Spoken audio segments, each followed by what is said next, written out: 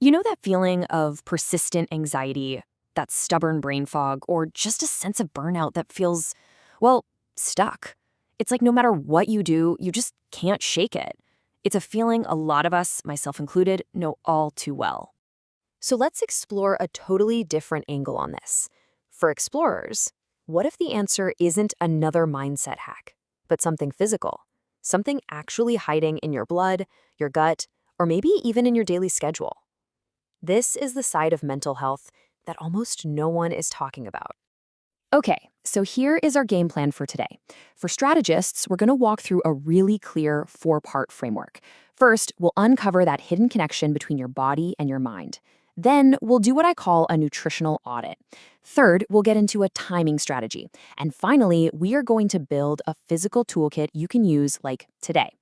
For settlers, it's a simple, practical way to get started. Right, so for decades, we were told to keep the mind and the body separate. But honestly, that idea is starting to completely crumble as we uncover the deep biological roots of our emotional states. Just to give you a sense of the scale of our internal world, check out this number. You have more bacterial cells inside of you than you have human cells. For social smarts, that is a mind-blowing fact you can share with someone later. You are literally more them than you. And this is where it gets really fascinating. For explorers, this huge community of bacteria, your microbiome, weighs about as much as your brain, and it acts like a hidden organ. It's constantly sending signals back and forth along something called the gut-brain axis. So the main takeaway here is, an imbalance in your gut can directly create an imbalance in your mood. It's a two-way street. Okay, so let's move on to our first actionable step. We so often assume a low mood or anxiety is purely a psychological thing, but you know what? Sometimes it's just your body sending out a distress signal because of a simple deficiency. So here's a hidden pattern that, believe it or not, even doctors can miss. The symptoms of iron deficiency, we're talking anxiety, a racing heart, shortness of breath, are nearly identical to those of a panic disorder. Just knowing this could save you or someone you care about a ton of unnecessary worry. So why does this even happen? Well, it's a direct cause and effect relationship. For strategists, iron is absolutely crucial for making neurotransmitters like dopamine and serotonin, our natural mood stabilizers. It also carries oxygen everywhere.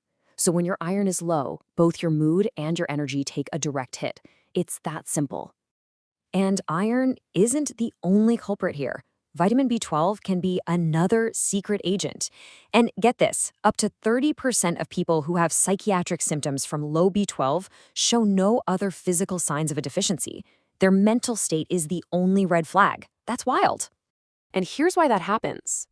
B12 is what maintains the protective coating on your nerves. Without enough of it, your neural communication just slows way down. And that's what creates that classic brain fog feeling. And just like iron, it's essential for making those key mood-regulating chemicals. A really severe deficiency can even lead to psychosis. Okay, so we've covered what you eat, but what about when? This is a huge, and I mean huge, often overlooked factor that has a direct impact on our mental health.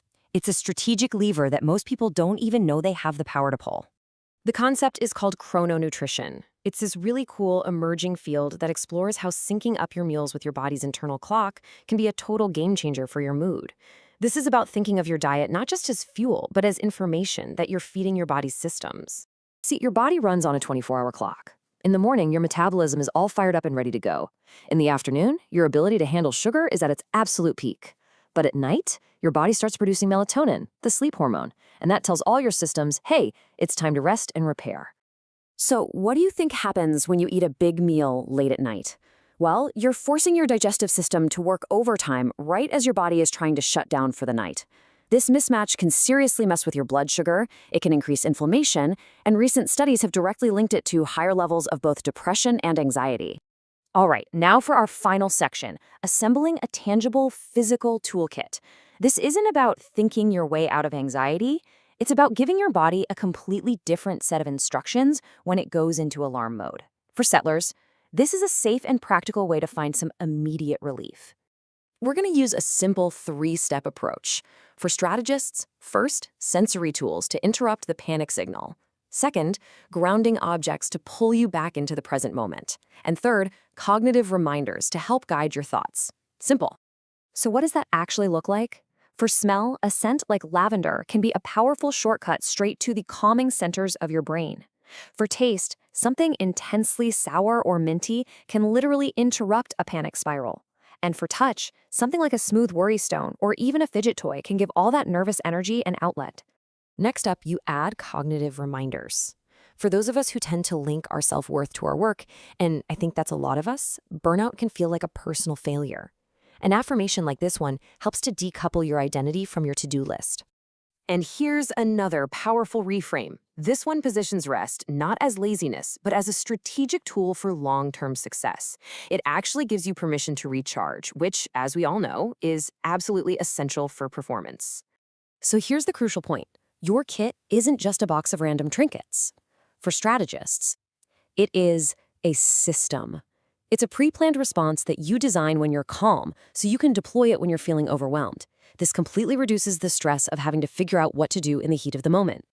So let's just bring it all together. The framework is super simple and easy to remember.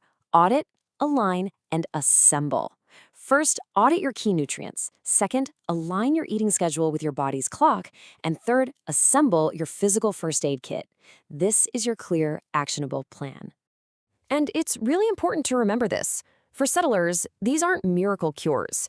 They are practical, evidence-based tools that give you a solid foundation for supporting your mental health from a physical perspective.